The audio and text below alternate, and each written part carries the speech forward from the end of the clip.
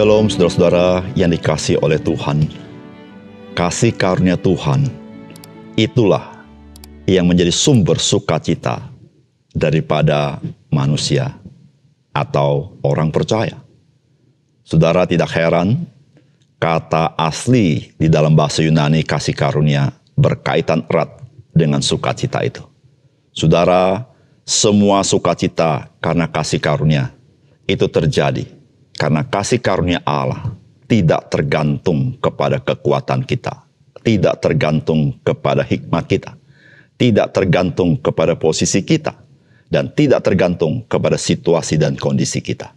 Disitulah saudara-saudara kita melihat pengharapan ketika kita berjumpa dengan kasih karunia Tuhan. Salam jumpa dalam program Tuhan adalah Gembalaku. Saudara, seringkali orang memikirkan bahwa kasih karunia Tuhan dengan memberikan keselamatan di dalam Kristus sekali untuk selamanya akan membuat seseorang itu hidup semaunya. Apa memang demikian? Saudara, seringkali kita lupa bahwa di dalam kasih karunia keselamatan itu sudah termasuk di dalamnya ada pemberian akan Roh Kudus yang tinggal selama-lamanya di dalam hati orang percaya. Saudara, kasih karunia keselamatan di dalam Kristus memang terkait keselamatan kekal. Namun di dalamnya juga termasuk transformasi kehidupan secara metamorfosa, yaitu dari dalam diubah menjadi manusia yang baru. Disitulah saudara-saudara yang disebut dengan kasih karunia. Sehingga orang yang menerima kasih karunia, dia celik mata rohaninya dan dia menempuh satu kehidupan yang baru, yang lama sudah berlalu.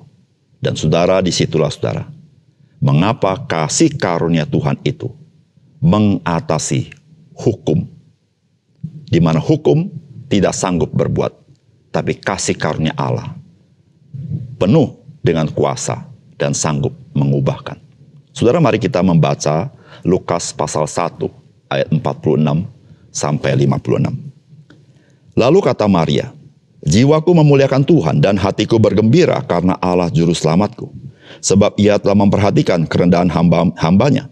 Sesungguhnya mulai dari sekarang segala keturunan akan menyebut aku berbahagia. Karena yang Maha Kuasa telah melakukan perbuatan-perbuatan besar kepadaku dan namanya adalah kudus.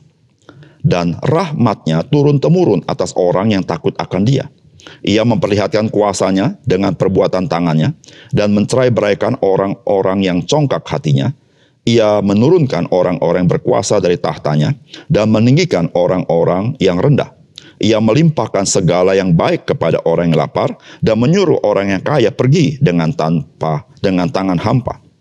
Ia menolong Israel hambanya karena ia mengingat rahmatnya, seperti yang dijanjikannya kepada nenek moyang kita, kepada Abraham dan keturunannya untuk selama-lamanya.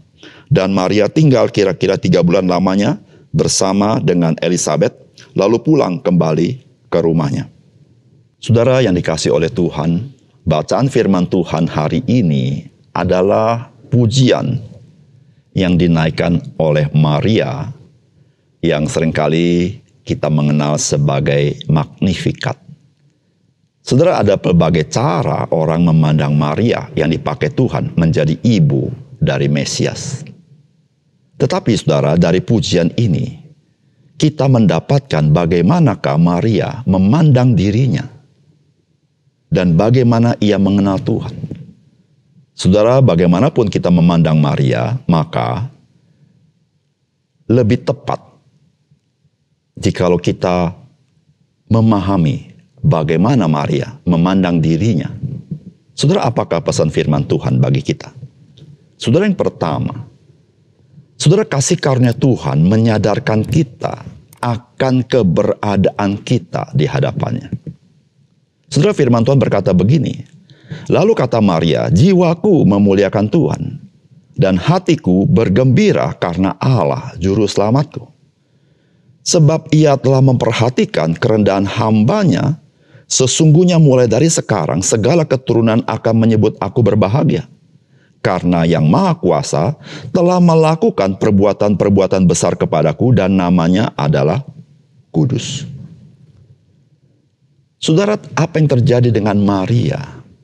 Yaitu pemberitaan daripada malaikat Gabriel bahwa Maria akan mengandung dari Roh Kudus, dan yang tinggal di dalam rahimnya itu adalah anak Allah, Mesias itu.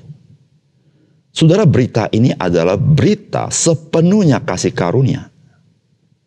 Karena saya percaya 100% Maria tidak pernah berpikir dia menjadi ibu daripada Mesias.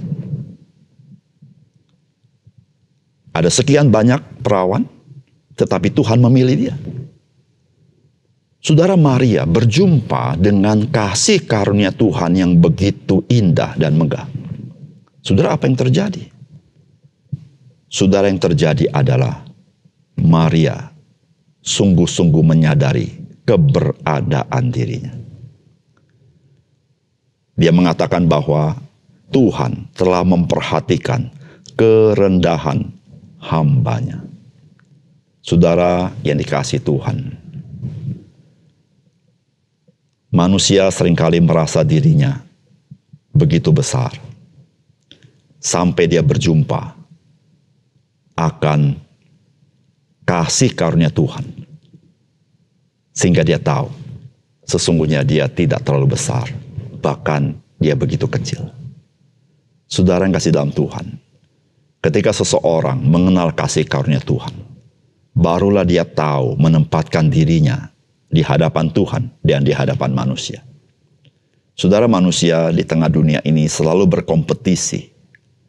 Kompetisinya yaitu menjadi seorang yang tersukses, menjadi seorang yang terbesar, menjadi seorang yang terpintar, menjadi seorang yang terkuat, menjadi seorang yang tercepat, menjadi seorang yang lebih berprestasi, dan lain sebagainya.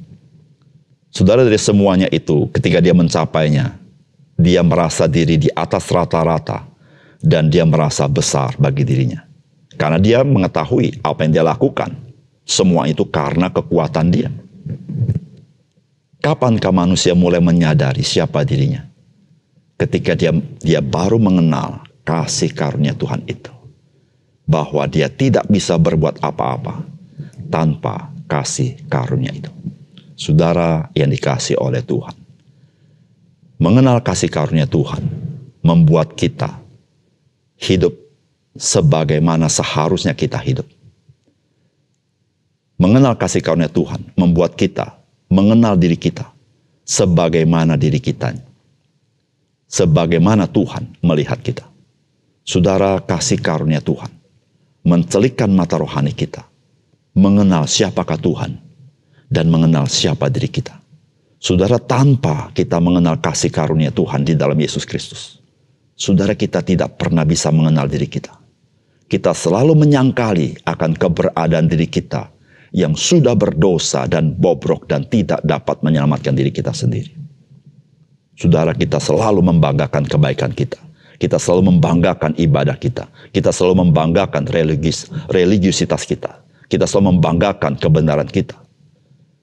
Tetapi ketika kita berjumpa dengan kasih karunia Tuhan, kita tahu kita tidak ada apa-apanya. Kita bagaikan debu. Kita semata-mata orang berdosa yang tidak patut di hadapannya. Sampai kasih karunia itu menjamah kita, menjangkau kita, menyelamatkan kita. Yang kedua, saudara, kedaulatan serta kekuasaan Tuhan dan kasih karunia Tuhan tidak terpisahkan satu dengan yang lain. Itu bagaikan dua sisi mata uang. Saudara, firman Tuhan berkata begini, Ia memperlihatkan kuasanya dengan perbuatan tangannya dan mencerai-beraikan orang-orang yang congkak hatinya. Ia menurunkan orang yang berkuasa dari tahtanya dan meninggikan orang-orang yang berendah. Ia melimpahkan segala yang baik kepada orang lapar dan menyuruh orang yang kaya pergi dengan tangan hampa. Ia menolong Israel hambanya karena ia mengingat rahmatnya, seperti yang dijanjikannya kepada nenek moyang kita, kepada Abraham dan keturunannya untuk selama-lamanya. Saudara, apa yang digambarkan dari doa Maria? Saudara, yang digambarkan doa Maria adalah kekuasaan Allah di dalam menurunkan orang yang berkuasa dari tahtanya. Namun pada saat yang sama meninggikan orang-orang rendah. Kekuasaan Tuhan itu melimpahkan segala yang baik kepada yang lapar dan menyuruh pergi orang yang kaya. Saudara, apa yang kita dapatkan dari bagian ini? Saudara, ternyata Allah yang berkasih karunia haruslah Allah yang berkuasa dan berdaulat. Tanpa Allah berkuasa dan berdaulat, dia tidak bisa menjadi Allah yang berkasih karunia. Saudara, Allah yang berkasih karunia karena dia adalah Allah yang berdaulat dan berkuasa. Saudara, jikalau kita mengakui Allah itu adalah Allah yang berkuasa dan berdaulat, maka kita mau tidak mau harus mengakui dia juga Allah yang berkasih karunia. Karena apa yang dia perbuat tidak tergantung daripada engkau dan saya. Saudara yang kasih dalam Tuhan, Allah yang berkuasa menurunkan seorang berkuasa dari tahtanya. Itu bicara kedaulatan Tuhan. Tetapi Allah meninggikan orang-orang rendah. Itu juga berbicara kedaulatan dan kuasa Tuhan. Tetapi di dalamnya ada kasih karunia Tuhan. Bukan karena orang rendah itu berprestasi, tapi semata-mata karena kasih karunia Tuhan. Saudara, disitulah saudara-saudara yang kasih dalam Tuhan. Mengapa keselamatan hanya ada di dalam Yesus Kristus? Karena di dalam Yesus Kristus, Allah menunjukkan kedaulatan dan kuasanya. Karena keselamatan tidak tergantung daripada siapapun, sehingga tidak seorang pun dapat membanggakan diri, menyombongkan diri, bahwa dia telah benar di hadapan Tuhan. Dan karena memang tidak seorang pun sanggup untuk membenarkan diri.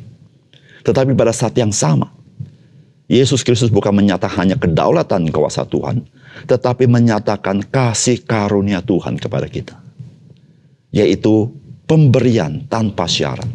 Bukan karena kehebatan kita. Saudara, disitulah saudara-saudara kita bersyukur. Kita mengenal Tuhan yang berdaulat itu. Tuhan yang berkuasa itu. Tapi pada saat yang sama, dia menggunakan kedaulatan dan kekuasaannya di dalam kasih karunia kepada kita. Saudara, kita bersyukur. Disitulah kita punya pengharapan. Kita punya Tuhan yang maha kuasa. Tetapi Tuhan yang maha kuasa juga adalah Tuhan yang berkasih karunia kepada kita. Mari kita berdoa. Bapa surga, terima kasih untuk kebenaran firman-Mu.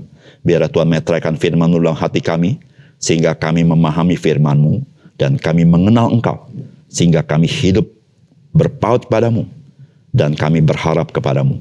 Dan orang-orang yang menanti-nantikan Tuhan tidak pernah kecewa, karena Tuhan, Engkau tidak pernah mengingkari akan janji-Mu. Terima kasih Tuhan, dalam nama Tuhan Yesus kami berdoa. Amin.